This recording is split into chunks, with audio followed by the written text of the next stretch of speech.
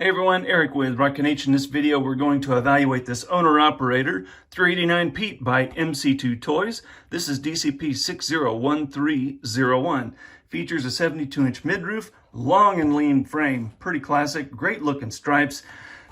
Double hump fenders with an accent to match the cab on the rear. And I do like these Bridgestones all the way around.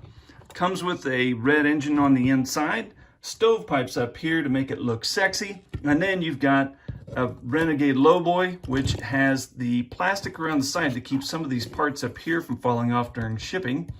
As you can see, it comes in two pieces, so you can make it function if you choose, as well as the rear flip-up axle. Kind of dig that.